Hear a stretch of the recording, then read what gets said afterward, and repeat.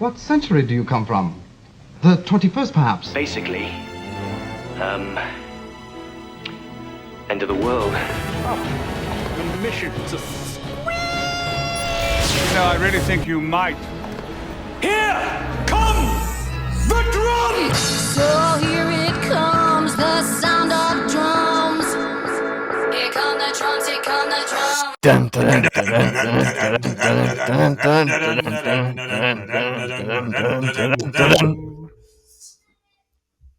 Hello, welcome to Pull to Open, a podcast that we like to talk about. I couldn't do it. I forgot I was supposed to say anything. I couldn't think about anything other than the pause between the dun-dun-dun and me not saying anything. Okay, we're doing this one more time.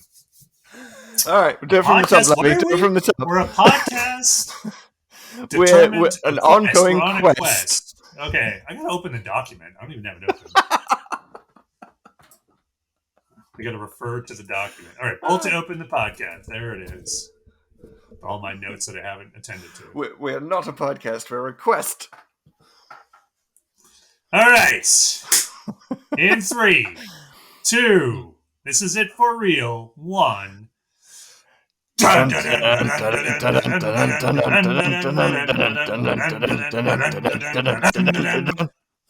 Hello. Welcome to Pull to Open, an ongoing quest to watch all of Doctor Who in random order. I'm Pete Passion. And I'm Chris Taylor, and we're a couple of guys who write about Doctor Who in our journalistic careers and love to talk about the show and love to visit every single story in random order. And we are visiting a doozy today. We are visiting one of the classic episodes, and in some ways, one of the most controversial stories in Doctor Who, and one that I'm nervous about pronouncing. Oddly, still, every time I say it, I'm nervous. Do you want me to do it, Chris? Yes, please. I can jump in. It is the Talons of Weng-Chiang. Weng-Chiang, not Weng-Chiang, not as I believe the BBC said at several points when introducing the show, displaying the casual racism of the 1970s. Actually, I think even I said Chang when I was teasing this up before, or I might have just really not hit the chai. Quite so hard. It's Chiang. Well, that's apparently. I'm just going honestly by how they pronounce it in the actual story. Sure. So I got to take that as the authority because Weng-Chiang. I mean, it's supposed to be some Chinese god, I guess, but he didn't really exist. It's just made up for a made-up Chinese god, which sort of feels like they got it from the sort of kung fu 1970s language generator. This really is the era of kung fu, right? The song, I believe, was a hit in this year, Kung Fu Fighting. The year was 1977, I believe. Yes, the year was 1977. Studio 52 had just opened. Yeah, it's very 1970s in a lot of ways. And this is definitely the only Doctor Who title ever to refer to fingernails. That's probably not what it's known for. But yeah, now that I come to think of it. That is often remembered as the only Doctor Who story to refer to fingernails in its title. I'm sure there's a Pertwee episode somewhere where he's like clipping away while, drinking a glass of wine and having some cheese. He was so regal. Probably just doing that. He was such a casually, very hygienic doctor. In fact, as we discover, spoiler alert, but this isn't really anything to do with the plot anywhere in any way. But Weng-Chiang's fingernails are dirty, and the Doctor doesn't trust him. And that's a good tip. It's a good tip. That is the whole you know what it feels like? It feels like, when you're reading Wikipedia about a famous movie and you see that it had a really dumb name through all of production, and they decided to change the name at the last minute, and you're like, wow, I'm really glad they changed that name. That would have been so dumb if this brilliant movie that is a classic of all time had a name like, The Fingernails of whatever the main character Fingernails of Sin. Like that's not a great title, but the Talons of Weng-Chiang, it is a very famous, very well loved Doctor Who episode story that I had not seen before. You had seen it before. I've seen it before, but like so many of this era, I haven't seen it in decades. Yeah, And it's a bit like you off-putting say, because it's 6 episodes. it is. It's a It's a longer long one. one. And It's it's a long hard one. not to look back on these ones and have them sort of feel long too. Yeah. Um, But also, Doctor of course, Who, obviously famous for padding corridors and people going to the same locations repeatedly. That certainly features quite a bit in this one. it does. But the locations are so beautiful, we don't even care. I could just the show is so visually gorgeous. This particular I story, agree. I could This watch one, it over I and mean, over. it's. I wouldn't exactly use the word beautiful, but I would say like so beautifully authentic. Because we're looking at like visually rich in everything. Yes. Lots of good location shooting. You know, it's all very convincing because I mean it's done in the real places. Yeah. And you have And like, they've rivers and townhouses and theaters. It's all very good. And it seems like they've color corrected everything to yellow, which I don't know is yet another piece of casual racism involved in this story. But it just looks beautiful. It really does. It's so redolent of Victorian London and the era of Jack the Ripper, you know. Mm-hmm. And you really feel it. yeah, so Tom Baker, we should mention Tom Baker wears a deerstalker in the story. I know I'm procrastinating on describing the story, but I just want to say that Tom Baker went on to play Sherlock Holmes on British TV, and you sort of feel like this was his audition tape. It has that level of professionalism to it all and great performance. Totally. Did you ever see his performance as Holmes? I did not. I'm a bit wary of it, just as I was wary of this, but for a different reason, which was that it was critically panned. So I can't remember. Honestly, there were a couple things of Tom Baker's performances that I saw that are pretty famous from the era. One is his performance in Hound of the Baskervilles, the Holmes adventure, and I remember really being pretty riveted. I liked it a lot, and even I was younger, but it's still I thought he was very convincing. Though I think I like him better as the Doctor, aping Holmes than him as Holmes himself. Yeah. And another performance he did was as Rasputin in the what do they call it? Obviously the Tsar Nicholas and and Alexandria. I think that was it. And one of his first movie roles. I didn't know he was actually in it because I actually saw that one. I remember distinctly for school because we were learning about history of Europe. And that was sort of a thing we just watched in class one day. And I was just like, oh my God, Tom Baker's in this. This is awesome. Doctor, what's happened? Sat up, paid attention. When he, if you think about Rasputin, I mean, he kind of regenerates, doesn't he? There's a little bit of Time Lord carryover there. Yeah, Rasputin, every time he's shot, stabbed, drowned, he comes back, but he just forgets to regenerate into a new body. Right. Maybe he's got that controlled regeneration, but there's strong evidence that Rasputin was a Time Lord. Yeah, maybe it's Sigma energy. It could be. He was going to decay anyway, so he was like, what the hell? All right, before we make too many more references to stuff in the Talons of Weng-Chiang, it's time for the part of the show that I dread, because this week it is my turn to do It is your turn. TLDW, Too Long Doctor Who, or Too Long Didn't Watch. I think in this case we should call it Too Long Do Watch, because this is it holds up despite the racism issues that we're going to discuss, which are more nuanced than I was worried about. But we'll get there. Yeah. I get 30 seconds. Anyway. I get 30 seconds per episode. And there are 6 episodes. So you have a generous amount of time this time. Very generous 3 minutes. I'm doing this, as regular listeners know, without a net. I have no notes in front of me. I'm doing it entirely from the memory of just having watched through the 6 episodes of the Talons of Weng-Chiang once, which is often not enough to get the twisty-turny plot of a Doctor Who story. But I'm going to give it a shot anyway, and it'll either be hilariously bad or I will nail it. Yeah, TLDW is an exercise in prioritization, as I learned last week with Oxygen. My new rule of thumb, by the way, is don't bother with the cold opens. Luckily, Classic Who does not have that problem. So you've already ahead of the game here, Chris. So you got 3 minutes. All right. I know you can do it. All Let's right. go in 3, 2, 1, go, sir.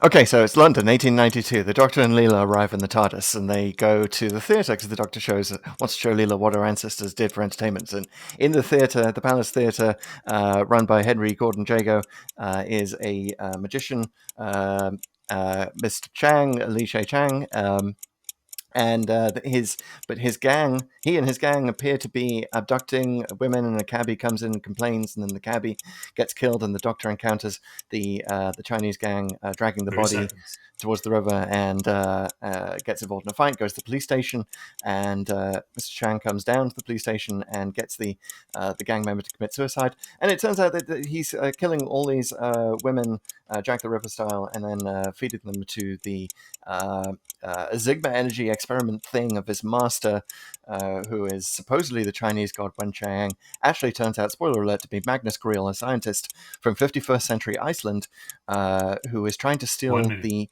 time cabinet from a police pathologist that the Doctor meets called Professor Lightfoot.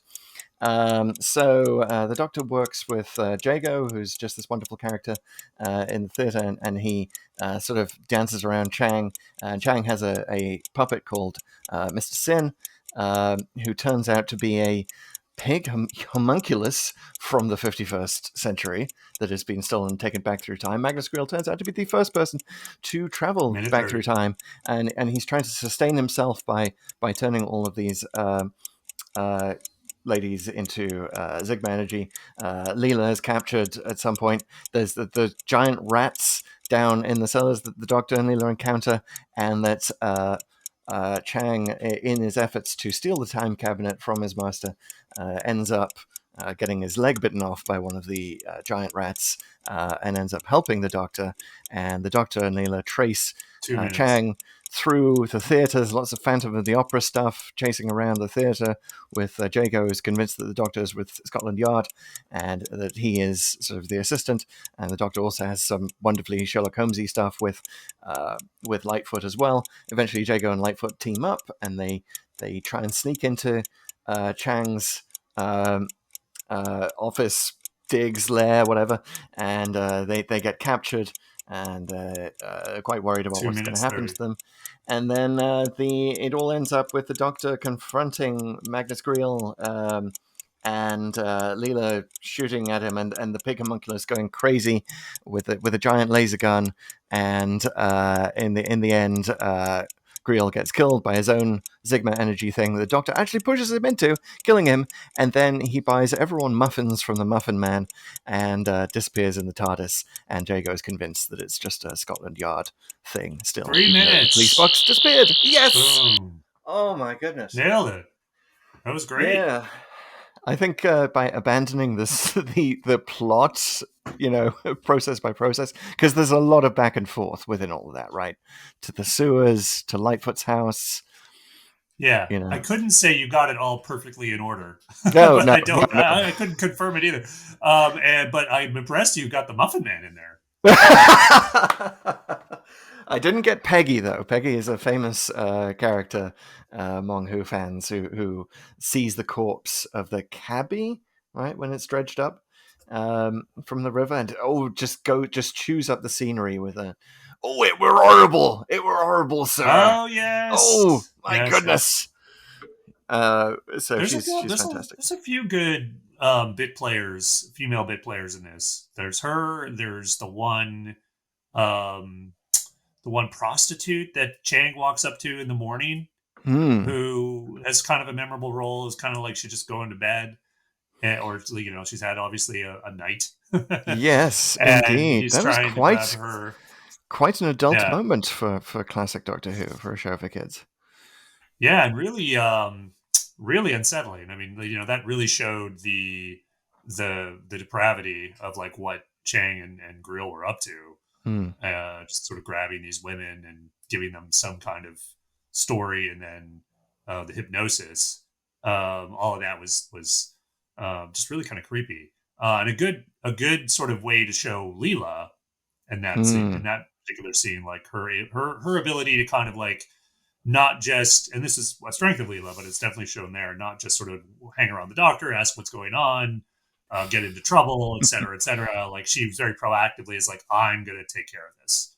Yes. And she replaces the woman and goes and actually does a decent job of, at least throwing a wrench in the works of Magnus Grill's plans at that point.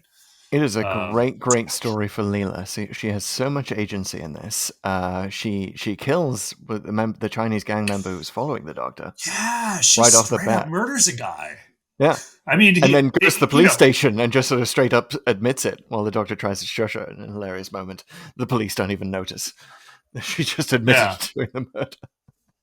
Although, her point that the guy was trying to kill the Doctor is well taken. So, and I'm glad, though I'm still glad the Doctor chastises her for doing it. It's just it's pretty much like, there's a don't bit do of it like again. it's a bit gray because he's obviously like a bad guy and he's trying to murder him, but he wasn't really doing it right that second. And all he was kind of like the worst axe thrower in all of Asia, I guess. He just misses the Doctor by inches. Europe. I mean, it was more like a couple of feet, it seemed like, but it was like, oh, well, that didn't work, and he just seems like, oh, I don't know what to do now, and then he just dies. Use my one axe. Gotta reload. Yes. So this is. Anyway. Should we discuss the racism right off the bat? Because I think it's. I think we just got to jump right in it, dude. I think yes, 100%. Because I want to say that one of the reasons why I've never seen this before, despite knowing that it was such a classic among Whovians, was the fear of having the show that I love tainted by the most overt, casual mid-70s racism that ever graced the screen with Doctor Who. And of course, the obvious thing that we have to talk about up front is John Bennett, an English actor who plays Lee Sen Chang in Yellowface.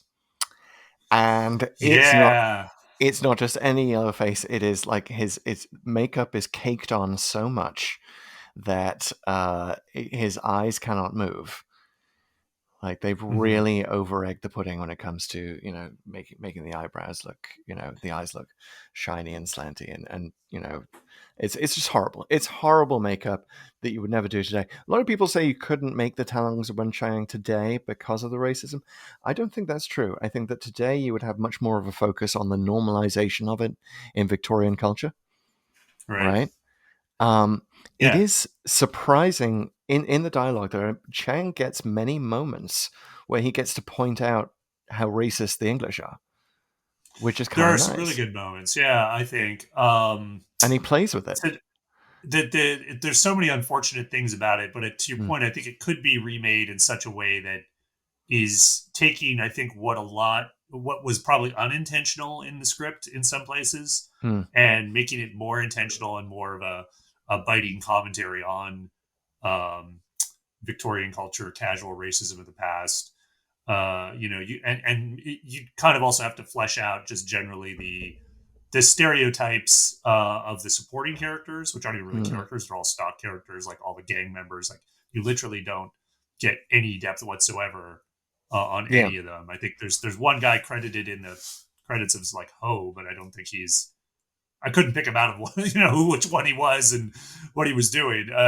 But Chang as a character, and again, it's the whole choice of Yellowface is so bad on so many levels. But Chang as a character isn't as bad. I mean, Chang is actually he's a great fairly round character. Yeah, and I actually really liked how in places he sort of seems to leverage the prejudice of the people around him to make either mocking jokes or actually advance his plan. Yeah, he has two great lines. There's he says to the Doctor, "Oh, we all look the same, right, Doctor?" Right. And then when the Doctor is on stage and runs away from the cabinet, Chen says, "Oh, one of us is yellow," meaning cowardly, and it's a joke that his racist Victorian audience laughs at, and you sort of get the sense of the infinite sadness of having to live in a culture that just looks at you as this thing every day, right? Doesn't see you, sees the color of your skin, right? And thinks of you as sort of literally alien and beneath them. It's there, right? So just to redeem it, I want to read a paragraph from the Terence Dix novelization of the Talons, because I don't know if it was Turnstick's deliberate, intention to sort of distance the book from the show in this regard. But tell me what you think. Jago had first heard of Li Sen Chang through the theatrical grapevine of fellow theatre managers. Previously unknown in the profession, the magician had appeared from nowhere. Perhaps he really was from China, as he claimed. After all, he really was Chinese, unlike most Oriental magicians who are usually English enough once the makeup was off. Oh, wow. Interesting. So right? he's actually... It's a bit of meta commentary. Yeah. That's Which is interesting. Nice. It's nice to know, because something I love to do research before every pull to open a little bit and sort of dive into my curiosity about the show. And one of my curiosities about the Talons of Weng-Chiang was, at what point did Doctor Who fans realize that this was wrong? Right. Pretty early. I got to think pretty early. And, there's a couple of pieces of evidence that show this. So one was reactions overseas. In researching the episode, I was reading up that I believe it was being broadcast on the CBC in Canada at the time, and the CBC actually refused to air it. And in true Canadian fashion, I think they sent some strongly worded letter to the BBC about it. It's not okay, Yeah, well, I kind of like that. The colonies ended up sort of, hey, this ain't okay. But thank you.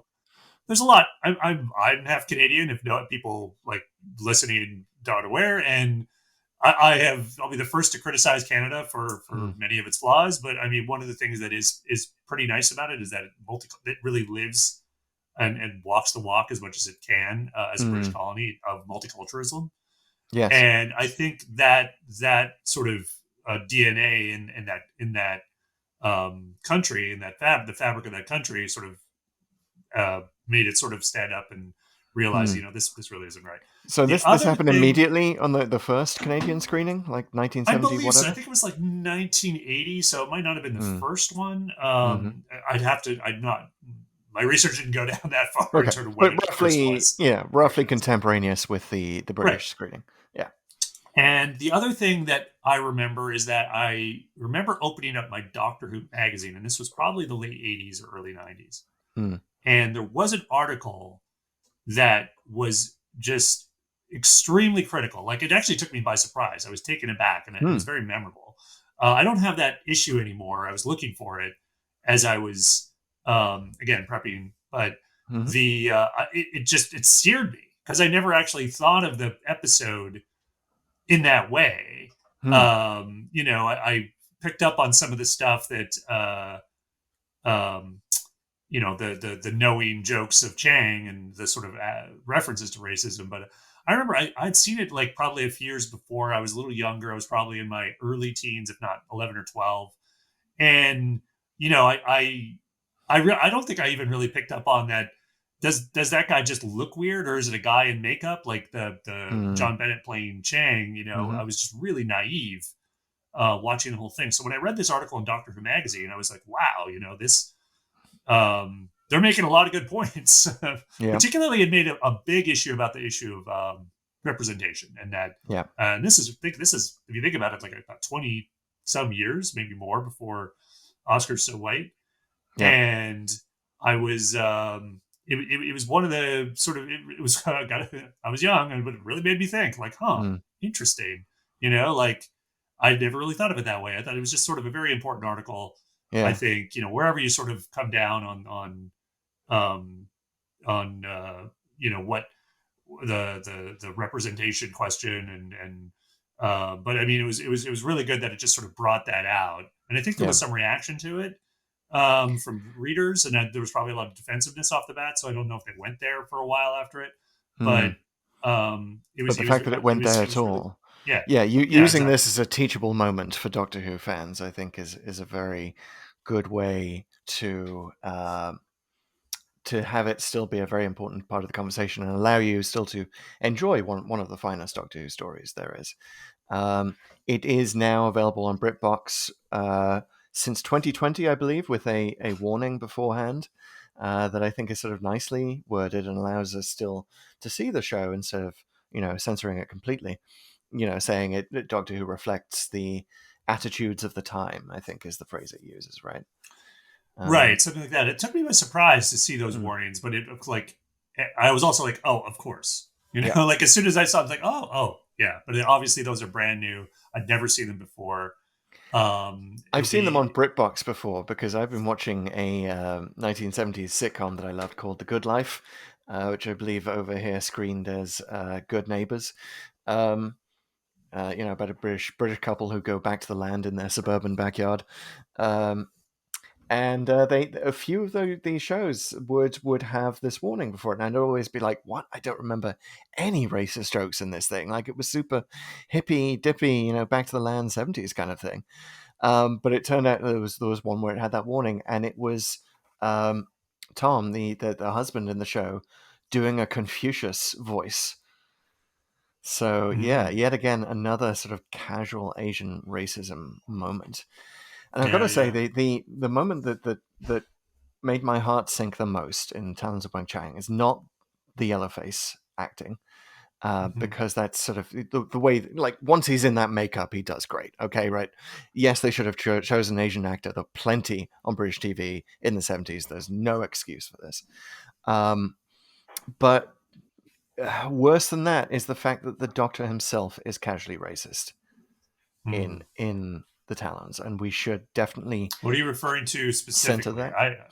He references the shortness of the people that he was attacked by, right? Which is a trope. I mean, it's not super overt, but he does talk a lot about the Chinese as a people. And he does sort of make this casual reference to it, a small man, little man. I can't remember what the exact phrase was, but it definitely stopped me. And it's just in one episode. The rest of it, I got to say, to kind of balance that, this is one of the finest Tom Baker performances ever.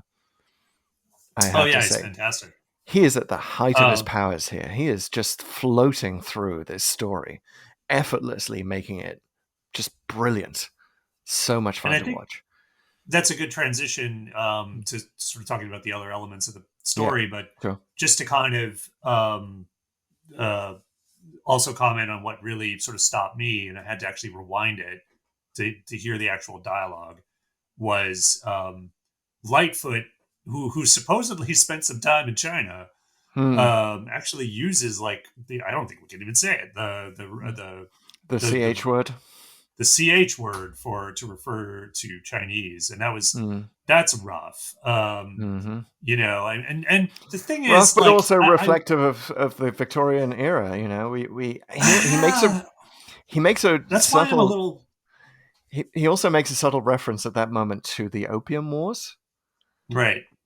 Which is and it's all true, and it's all this is the thing, right? Like, it's rough, but I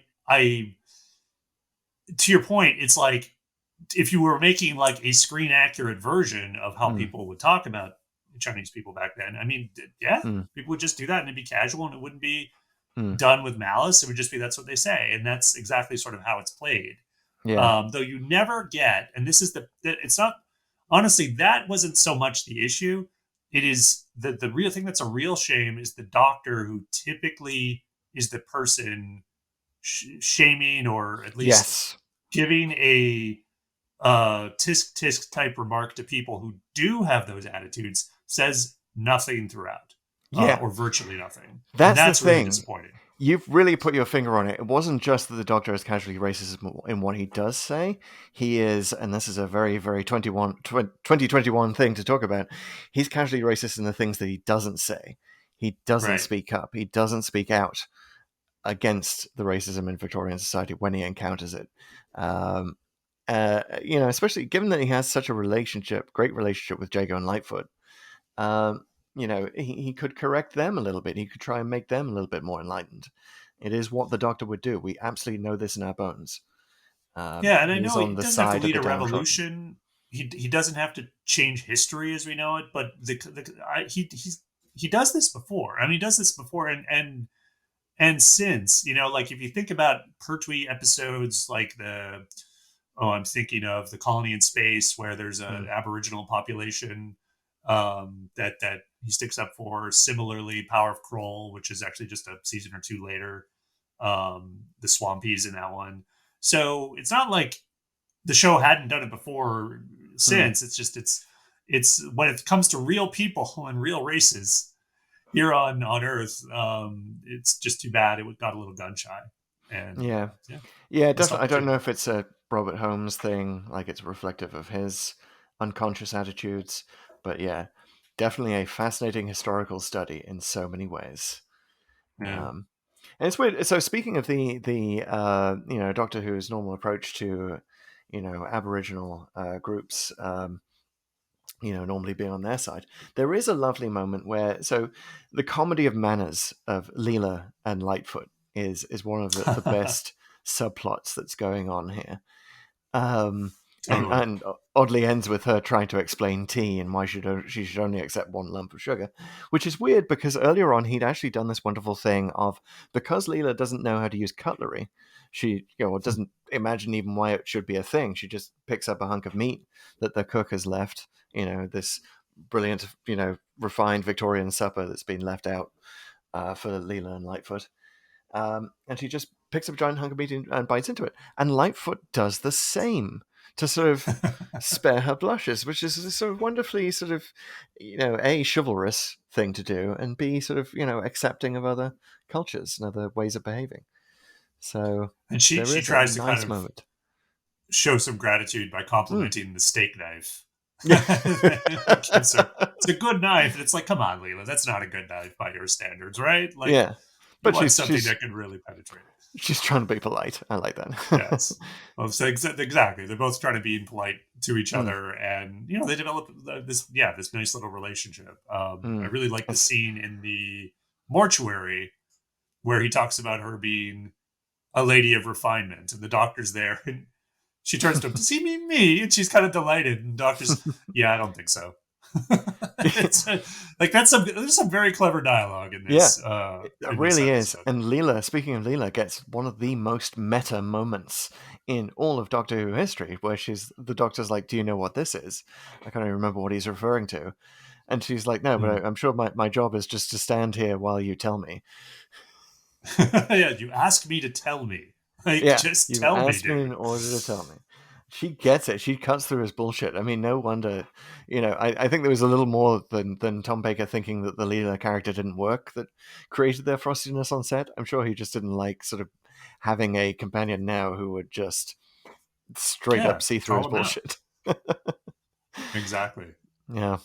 So there is another reason why the Talons of Weng-Chiang is infamous and has not aged well in Doctor Who fandom, and that is the giant rat. Oh my! Yes, we've come to the rat portion of the Talons of Weng-Chiang podcast. To the rat.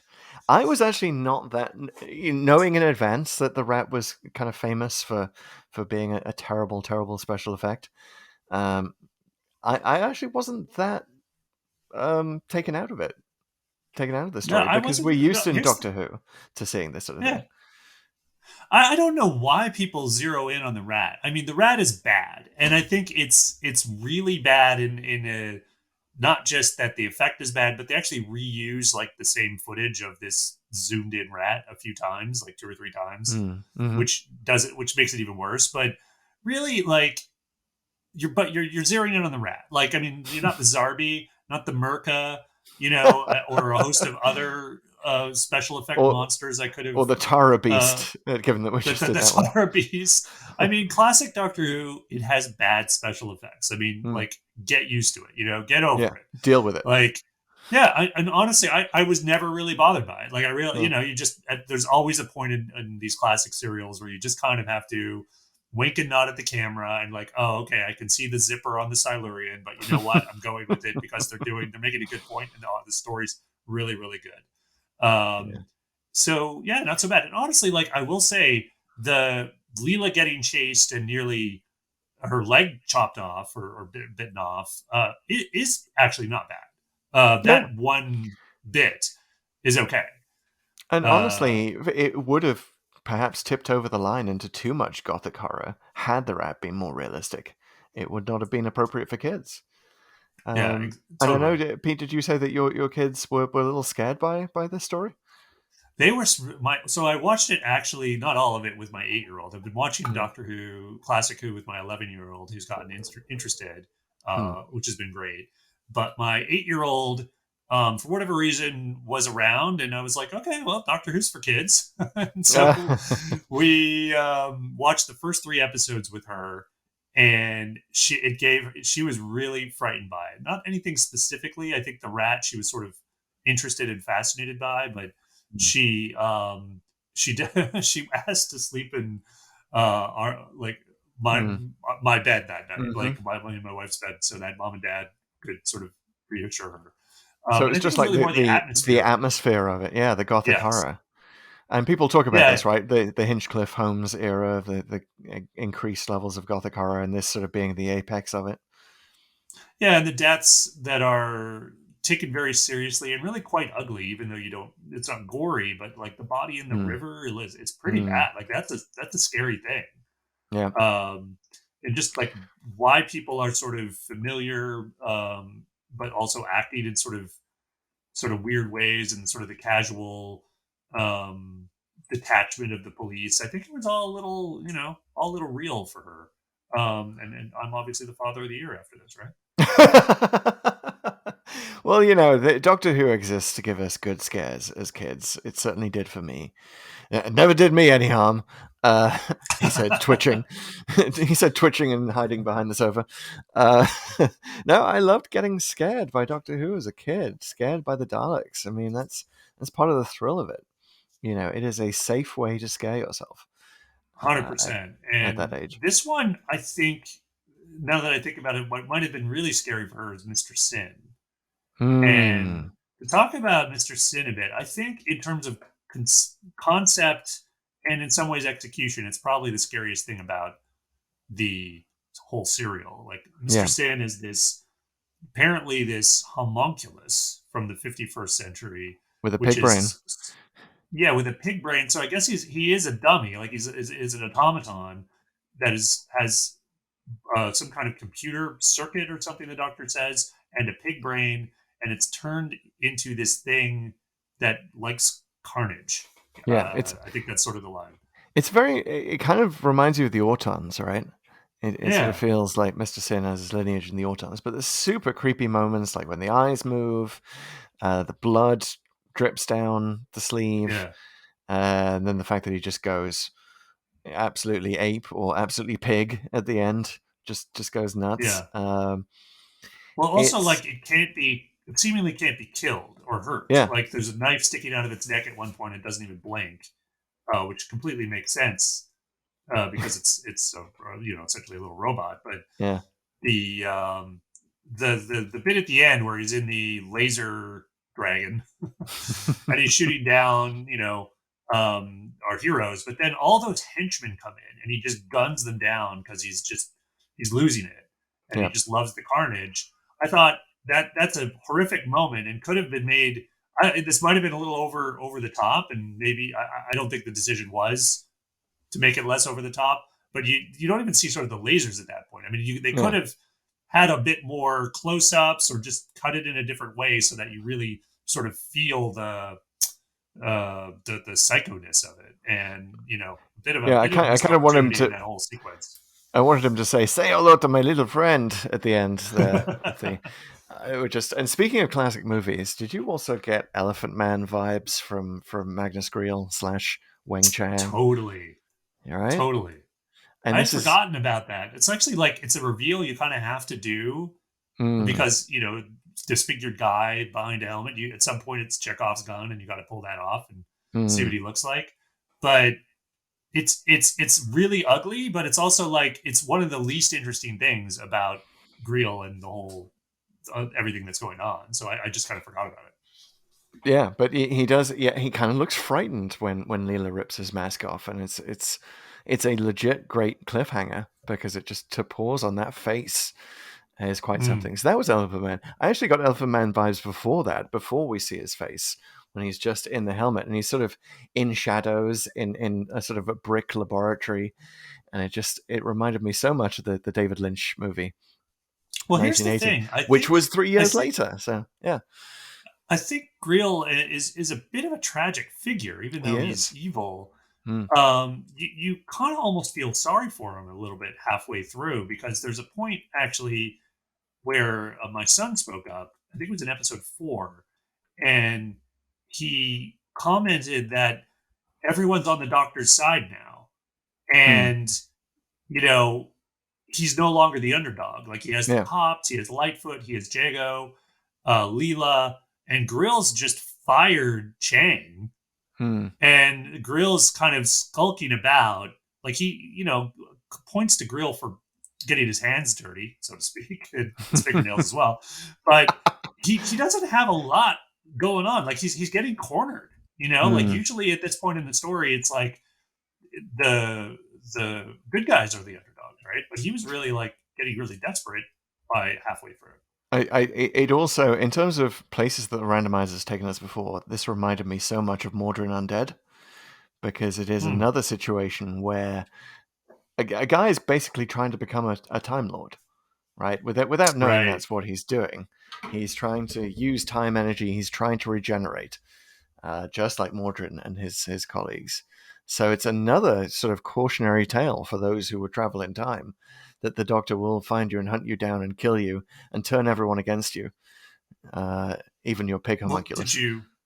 Did you know the backstory that this was originally, at least in concept, supposed to be the Master? The Master was going to be Weng-Chiang?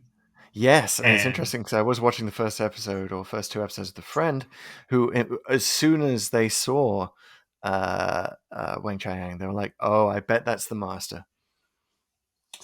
And, so it almost ends up being a bit of a mislead, which is kind of good. And we'll talk a bit about the this story sort of opens up about future history in a bit. So the fact that it's not the Master has opened up a lot of interesting secondary stories. But the Master, you almost can see it with the Holmesian Deerstalker and all the writing. By the way, commenting about Holmes, I love that there's no setup for that the Doctor literally just walks out in his Holmes outfit and is like, no, this is what we're doing. The Doctor is cosplaying Sherlock Holmes, which is wonderful. The Doctor himself is a Holmes nerd. And when if you think about him and Greel slowly, like the way it's structured, it's a Holmesian story where Moriarty on one side, Holmes on the other, and they're slowly converging throughout, and then there's a sort of a final confrontation and a lot of shouting, and that fits a Master story so well. Yeah. In fact, if this was a Master story, it would probably be revered as one of the best, if not the best. Yeah, for sure. But turning it into this other person, though, really kind of opened it up to this whole other continuity of future history, which ended up being really interesting. And it's funny because, like, at the end, like who Greel is, what the homunculus is, all this stuff, it depends a lot on just like a lot of exposition directly from the Doctor. And I wanted to ask you, like, it's a little like what is the fascination so much with, like, why does it work? I guess, like, he kind of just there's it comes fast and furious, I think, at the beginning of episode 6, where he's talking about who Greel is, the 51st century, some Filipino army advancing on Reykjavik, the Butcher of Brisbane, alliances, and Ice Age, all this stuff. And he's just, whoa, what is going on? And yet, for some reason, like, that has inspired like at least a half dozen Big Finish audios, novels, short stories, who have fleshed out like all of that. So what is about this story and what the Doctor describes that is like, let's really latch onto that and make it it's almost its own little mini continuity. It's so off the wall and kind of creative, and you sort of have to stitch together stuff in your brain. The fact that they've taken Reykjavik and Brisbane, 2 cities that could not be further apart, it sort of sets your brain working to try and make sense of all that. And I can't remember which countries' armies are advancing on Reykjavik. It says Filipino army advancing on Reykjavik. So they are deliberately mixing stuff up And this is happening during World War V or VI. I can't remember which World War it's it is. funny because people talk about basically World War VI is apparently averted by whatever the Doctor was involved in the 51st century. So World War VI either doesn't happen or just doesn't happen then. You know, that's actually quite optimistic to think that we will only have World Wars 3 through 5 between now and the 51st century. Like I think we're doing pretty good as a species if we can avert it for that long. Well, if you 3 more though, I mean, man, the planet's still here in the 51st century. Like that's the we're gonna need like 5 centuries to recuperate after each one. It's gonna be bad. But especially if we go down a technological cul-de-sac. I'm telling you, indeed, those are trouble. It's hard to turn around once you get into them. Indeed, and it's interesting that we have here an example of why climate change was viewed very differently in the 1970s, and unfortunately, it is today a talking point among climate change deniers to say, "Oh, well, in the 70s, scientists were all worried about an ice age, another ice age," and this is sort of reflective of that, with the sort of natural assumption that we would be in another ice age by the 51st century. Which is actually, if we had not started heating up the climate in the Industrial Revolution by emitting CO2, the current belief is that eventually, we probably would have tipped back into another ice age. We were kind of in a pause between ice ages. And the Earth seems to be on this cycle. So we have definitely tipped the scales way too much in the other direction. Take that, ice age! Yeah, take that. In other words, you're kind of making a case that global warming's good, right? Because we're not going to have an ice age now. But then again, it's hard to believe we could really project out to what the 51st century is going to be like. But I mean, it is entirely possible that we have global warming effects over the next few centuries, and then we do get back on an ice age schedule. Yeah, could happen, and it could be maybe a planet will explode, and Fendal will come to Earth, and our orbit will shift. I don't know. I'm combining. Speaking of fascination, and I mean, Doctor Who seems to love the 50th and 51st centuries, doesn't it? Agreed. Yeah. So Captain Jack is from the 50th century. Now I'd have to talk to Dave. Maybe Davies has come out and said this. I missed the interview if he did, but did he pick this century because of what has been explored and what Talons of Weng-Chiang established? Because what I really like, there's a bit where Greel refers to time agents, and he refers to it very almost casually and like, oh, is that some time agents are after me? And it's a good piece of world building because it implies there's like this future world where time agents are around and chasing time travelers. So that's all interesting. But then, of course, as we all know, Jack Harkness is a time agent from a similar era. And that's also interesting. And you kind of get this sense, okay, from Jack, like at some point humans have time travel, but almost every other projection out to the future in any other future empire or civilization or great and bountiful human empire, there isn't time travel. So what's the deal? And I guess when this story kind of answers it, even though the answer isn't very good, is that what you sort of took from that? Yeah. I mean, Captain Jack was created by Moffat, right? In the Empty Child / Right, that's true. But obviously created by Moffat. It was his first story for the show under the aegis of Davies. And those guys together are such giant Doctor Who nerds. They are, I would sort of put them, like if there was a Doctor Who trivia night, they would probably win it. Like they are bigger nerds than we could ever possibly hope to be. So I am sure that it wasn't just chosen willy-nilly.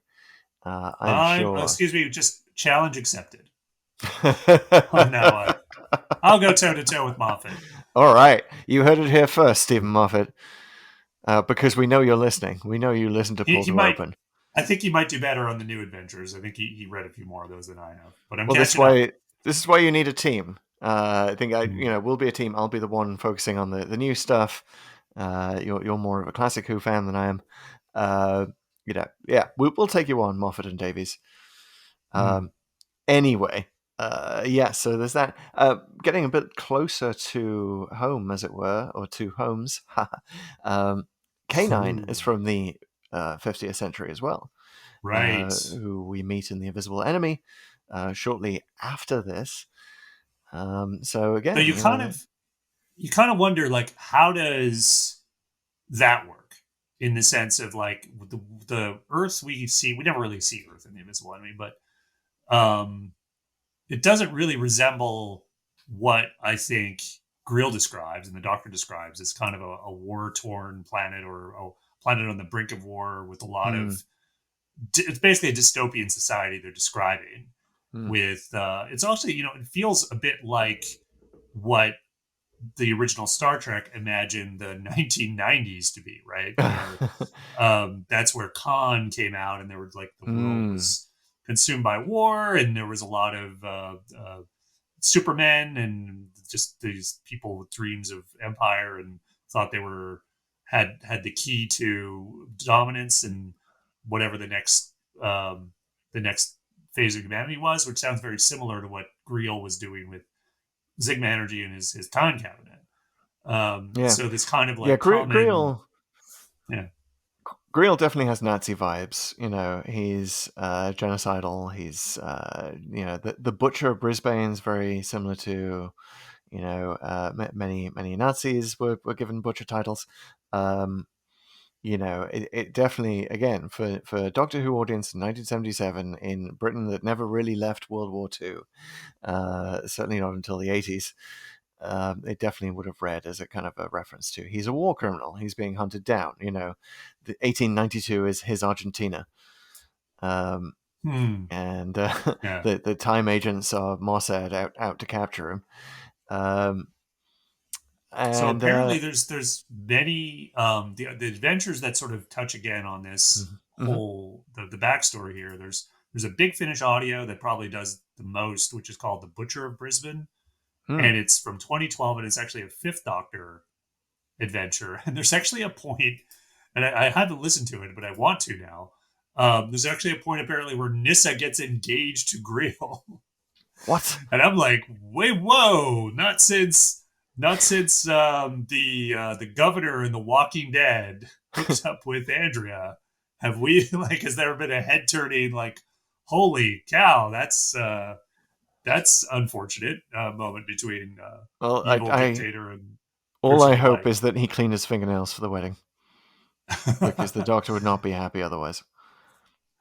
There's also a story, I think it's called Emotional Chemistry, that fleshes out like the whole idea of the homunculus here, which doesn't really have, like, apparently there's a bunch of them. There's like 12, one for each of the zodiac, and this is the pig one, and it sort of has an interesting history before it's, I guess, gifted to the Icelandic people, or the Icelandic minister or something like that. I forget what the Doctor says. There's also a novel called The Shadow of Weng-Chiang, which pursues what happens to Mr. Sin, who apparently gets reactivated at some point, and goes to Japan in the 1930s. And there's some back and forth between the relationship and conflict between Japan and China at that time. So I guess it explores a little more in depth the Asian sort of storylines that could maybe showing Asian culture a little more accurately than was seen in the original series. And then there's one more. Actually, it stars River Song, called The Talons of Greel. And that's much more recent. That was in 2019. Wow. So bringing it right up to date. It's got, you got Alex Kingston and doing some stuff with Magnus Greel. Apparently she goes back to the Victorian era, and the man who plays Jago, Christopher Benjamin, is in it. Who, of course, as most Who fans know, reprised his role as Jago with Lightfoot in the series of Jago and Lightfoot audios for Big Finish, and there were like a few seasons of that. Interesting. So there's a lot of lore that has come out of the Talons of Weng-Chiang, like a lot, like abnormally huge amount. as Doctor So, Who serials go. so have you listened to Jago and Lightfoot? Any of it? I have never listened to Jago Yeah, me Lightfoot. neither. I'm gonna I have to keep. try. I would always see ads for it in Doctor Who magazine, and I was like, again, I sort of ran into this mental block of not wanting to watch Talons because potential racism, which meant that I couldn't sort of get into those Big Finish audios. But I always see it, always be curious about it, and it really does live up to the billing. I mean, the chemistry that those two have on screen, oh my goodness. They're only they're together for less than an episode, but they just, Yeah, they don't meet till episode 5. yeah. But they're such well drawn characters. Their dialogue is hilarious on both sides. They mesh so perfectly, and there's a genuine emotional warmth to their friendship. Like when Lightfoot is sort of comforting Jago about being a coward, and it's like, I know, I'm sure that you'll do the right thing, and you won't let the side down, and all of that stuff. Of the I two, like the. Jago is probably my favorite, but Oh I just yeah. love both of them. Well, I liked them when they were they were basically concluded that they were done for. It was one of the more memorable. Oh, Mm. we're done for. We're most surely gonna die scenes when they're there at the end. I don't see any way out of this. I mean, it's a little pessimistic, but I was like, oh man, you're gonna be fine. But the um what the what was I gonna say? With the doctor playing Sherlock Holmes, Mm-hmm. would you say that either one of them is Watson? Does either like I Well, feel like that's the Lightfoot is interesting kind of the thing. default, but yeah, It's the interesting thing that they're sort of both Watson. It's sort of it's like they've taken the character of Watson and split him in two. Like, Watson yeah, always had a sort of slightly buffoonish aspect to him. I thought, sort of necessarily in the adventures, he's kind of the dummy, but still smart, right? With it, but kind of just well, he missing is a things. doctor. He is a doctor, and That's why that you seems think like it could be Lightfoot, the Jago aspect. And right? Lightfoot is much more, you know, he's much more sort of professorial and takes stuff in his stride, like the fact that the Doctor has two heartbeats. Just takes that in his stride. It doesn't break his composure whatsoever. And that's Yeah, not Watson-esque, but he is also just very, very good at, charging into things and keeping his calm and keeping his cool. And so that feels Watson-ish. So yeah, I think he's maybe that's the reason why they work. They're two Watsons for the price of one. well, it's also like kind of an odd couple thing, like you say. Mm, Lightfoot is very unflappable, whereas Jago obviously prone to more fits of emotion and just grandiose thoughts. I really liked when he finds Grill's lair and is like, "Oh man, I'm going to turn this into the what I forget what he calls it, the mystery. I don't know, the lair of evil or something." And he's gonna charge admission, and he's gonna turn it into this amazing thing that mm, he's just gonna make some more money on, and he has this whole plan. I think mm. that's just like, oh, you delightful kid. Yeah, absolutely. Yeah. So Jago's character, if you were watching this in Britain in 1977, you absolutely would have recognized this character as a kind of a homage to Leonard Sachs, who's not a name that anyone knows. Certainly, no one listening to this podcast. But in ancient British history, from 1953 to 1983, there was a show called The Good Old Days that was Okay. basically music hall on British TV, and the Leonard Sachs played the guy he was the compere, I guess, who introduced every act, sitting at a desk, but he would do the Jago thing of just like going so loquacious and what's the word, sesquipedian. I can never kind of pronounce it, but using large voluminous words, lots of alliteration, um, Uh, and was just known for it, and had a patter to it and a rhythm that the audience would respond to with oohs and ahs, right? So and Jago is wonderful because he has that kind of dialogue off stage as well. So it's like you're sort of seeing behind the scenes of the good old days. And I love that he could just effortlessly drunk the whole time with a cigar in his hand, manages a whole business, talk about the dancers' tights at one point. Like there's a run in one of their tights and he's dealing with that. So they throw in all this wonderful stuff that really makes you believe that he is this impresario. So what is it ultimately about this story, Chris, then, that makes it so memorable? Is it the combination of things, or is there something you can singularly point at? Is it the characters? Is it the verisimilitude that we talked about at the beginning? It's certainly not the rat. But there's like, why is it? It almost seems random. I mean, it's not random, but it's like, yeah. Atmospherics and dialogue, I think, is the two things. Like, this is Holmes at the top of his powers in terms of just the dialogue sparkles, the witticisms. Doctor Who is at its best when it's often laugh out loud funny. That is certainly something that New Who grasped very early on and did not let go of. Like it's almost like every episode of New Who now has a little bit of the DNA of the Talons of Weng-Chiang in it. In that, it just has those jokes and that humor and that sort of level of kind of polished dialogue and wit to it. And I think it really started here. Yeah, no, I agree. And I think Tom Baker's performance and how the script treats the Doctor, I think, is a big part of it. And I think that the number of characters, what they're doing and why they're interesting, allows him to really be in command in a way that is a bit arm's length throughout. This is kind of what you want to sort of see, where he's kind of not quite all knowing, but he's got this sense of him where he just kind of knows more than everyone else, but it's not in the way of things happening. You know what I mean? Like there's other people who are kind of doing things and pushing the story forward where he can kind of be, kind of basically the smart guy in command.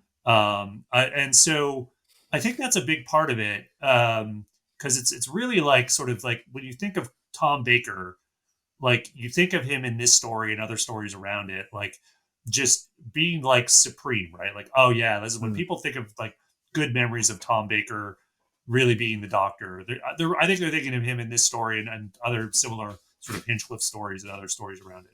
Because it is really, I don't know what the right word is, but commanding, I guess, in every sense of the word. For sure. And that's, yeah. Yeah, he's at the height of his powers. He's effortless. Everything he says, every line he knocks out of the park. He has this wonderful sort of quizzical smile on his face throughout, and those giant eyes. And yeah, it's a joy to watch him in this. It's just one of those lightning in a bottle moments, with the atmospherics of it and the direction, and the director is paying attention to the rules of the rule of thirds on the screen. Like the lighting is very professionally done. It all came together for one magic moment. It's too bad they forgot about it when they got to the androids of Tara, because man, there were some dark scenes in that castle. Right? This is sort of one of the... I put together those TikToks. This is one of the frustrating things about Doctor Who, Classic Who, is that it doesn't seem to learn as much as it should learn from its own history. Yeah, teams change, budgets change. It's unfortunate. Sometimes they build and then they got to rebuild again. But that's the great thing about Doctor Who, right? It's just it reboots itself and figures out a way forward no matter what. As it would do after this, which is the end of the Hinchcliffe Holmes era, the end of the season, and Doctor Who would renew itself once more with the Doctor and Leela still, but definitely with a different feel. So we have to ask, though, before we yes. Figure out where we're going next, what if the evil plot had succeeded? So for the evil plot to succeed, in this case, you have to imagine that Sigma energy actually works, right? But it does work. Okay, so not to hard. Let's go back a bit, because I have to comment about this. It does work. Like the whole idea that there's a technological cul-de-sac and it went nowhere. Well, wait, the guy actually traveled through time. Like what the technology works. I mean, yes, he's dying and that's a problem, but it's also like aren't we all? That's a Well, yeah, like, and it's also like that The seems human like a condition. solvable problem. Yeah. Like, figure it out. Like, the time travel works. Let's figure out how to do it so that you don't die. That seems like what would happen rather than abandoning time travel, which I guess happened after this. Although it seems like they perfected it by the time Jack got it. But then why did they forget about it again? I don't know. The Sigma energy. I don't know, man. I think it deserves a second look. 50. You try it. 52nd century. So what is the evil plot here? I mean, he just wants to live, man. That's all the stakes are here, right? So he if wants he to renew succeeds, himself. let's presume he can't. Let's presume for some technological reason it just doesn't work, and that the doctor's correct, but he ends up, maybe Sin just ends up having better aim at the end. That's not really part of the evil plot, though. Sin has no plot. He's just crazy. Well, but we have to assume success on Grill's part, right? So he gets the key somehow, activates the time cabinet, and he just wanted to go home. Is that what he wanted to do? He just wanted to go back to the 51st century? I don't know. I think he wanted to journey through time and space, having adventures. I think he just wanted his own doctor experience. So if the evil plot had succeeded, what's in that time cabinet? Yeah. What's it like? It's not. Is it just a box? Did they also have like a dimensionally transcendental interior? Maybe, I guess. Is that just Time Machine 101 to have? Because it isn't. That's also the case with the Mordrin capsule, right? That it's dimensionally transcended. It's bigger on the inside, which was just so weird because it was just a capsule. Yeah. Yeah. Anyway. So he gets his time cabinet and he goes off somewhere. He's just okay. I'm good. But has presumably, adventures. That's a whole Big Finish series on its own. If the doctor's right about Sigma energy, though, he just dies anyway. Shortly after that, because he can't get enough people. Like, it's always like increasing, right? He's got to like keep harvesting more and more people at quicker intervals to. Yeah. So more women are killed. Maybe all the women are killed. Maybe he just keeps going. Maybe eventually Scotland Yard gets off its ass and employs its, disappearing police box technology to track this down. Like, one of the more ridiculous things about the Talons of Weng-Chiang is the fact that this massive sort of Scarface level battle is going on inside Greel's lair at the end, and then the silence descends and you can hear the Muffin Man from outside, which means that outside you would have been able to hear the sounds of the entire battle, and yet somehow the police have not arrived on the scene. Yeah. Was there a Chinatown back then?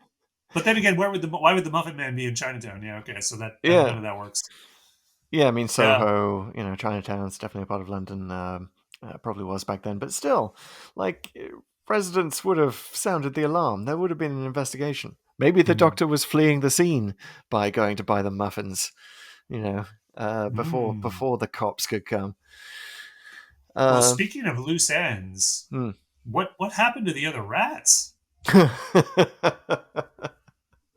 was like at least a few, right? They refer to there's more than one because the doctor kills one. He's badass with that rifle, by the way. And there was, I think, Greel refers to plural, but there's definitely other ones because, like, one of them chops off Chang's leg. It's got to be like 2 or 3 more. Yeah, I think they end up on British kids' TV. There was actually a character in the 80s called Roland Rat who was famous for a while. And it was kind of, sort of this fluffy character, but definitely a descendant of the cute giant rats of Talons of Weng-Chiang. Well, I want to see a version of Ratatouille where the rat is one of these escaped rats, and he's just full size, and he's just there in the kitchen. Yeah, chopping cucumbers. We're fine. It's all good. I know what I'm doing. And then, like, if he gets a bad review, he just eats the guy's head off. I want to see a crossover with Werewolves of London. Maybe the crossover can be the rat is actually running the Chinese restaurant that the werewolf has gone to. Nice. In the song. Anyway, anyway, isn't it weird that one of the best stories in Doctor Who history has such low stakes, as we've discovered? By if the evil plot had succeeded, It's the lowest stakes that we've run across in our entire journey. Other so than far. maybe Landor Zatara, but that would have affected a whole planet. So yeah, you're right. Yeah. Yeah. This is It's just probably affecting one 6. guy. So maybe the lesson here, the moral of the story for future Doctor Who writers who I'm sure are listening to this episode, is keep your stakes low and focus on characters and mood. And you too can create classic Doctor Who. Agreed. Do not go straight to all of time and space are threatened. Do not do that. You have to earn that. Do not destroy the Earth again. Yes. Alrighty. All right. Speaking of our randomizer. Yeah. Let's figure out where we are us. going next. So for regular listeners, as you know, we use random.org, a website that allows you to create a true random number, because computers don't do that very well. They use algorithms to guess at a random number, pseudo-random technology. This uses atmospheric noise, atoms bouncing around the atmosphere. It's a truly random thing. So it's funny, there was definitely lots of atmospheric noise in the adventure we just saw. So perhaps we're going to overload the thing this week. Indeed. So at the end of every episode, I enter the number 1 and the number 297 for the total number of Doctor Who stories that there have been. And I hit the generate button, and we will just watch whatever comes up. We do not know. There's nothing up my sleeve. We are not aware in advance. It could be anything from an unearthly child to, oh God, what was the last Christmas special called? Revolution of the Daleks. Revolution. Yes, not Resolution. That was the other. So it could be any of these things. Are we ready, Pete? Do you want to issue the randomizer with the challenge? Oh my goodness, it ignores my challenges. But, it really does. I have a challenge. I would like the randomizer to take us to a multiple Doctor episode. Oh my. That could be anything from the 2 Doctors, 3 Doctors, 5 Doctors, Twice Upon a Time. Day of the Doctor. Yep. Anything with multiple Doctors in it. So may not happen, but there's a good chance. All right. That's a narrow focus, but I like the extra challenge that you've given it. All right. You want to count me down? Let's count you down. 4, 3, 2, 1. Allons-y. 263. My goodness. Oh no. We have gotten to Capaldi again. It is Face the Raven. No. Yes, it is. My God, randomizer. Why do you love Capaldi so much? I just really loves Capaldi. Wow, this will be our fifth Capaldi, John. That's crazy. Yeah, interesting. And comes at the end of season 9. Yes, season 9. Mm-hmm. And this is when it's really sort of winding down or revving up, depending on your point of view. Yeah, and it's a marvelous story. I loved it when it first came out. It's not as great as Heaven Sent, which immediately follows it. But I loved Face the Raven and looking forward to seeing it again. I can see the connection that the randomizer has drawn. You know, the sort of back streets of London feel. Yeah. Right. We did talk about atmosphere. This one has some atmosphere. We did, and the stakes are low again because they're just one person, right? It's just Clara. Interesting. You've done it. You've made the connection. Without spoiling too much on Face the Raven, we will leave that there. We will face the Raven soon enough.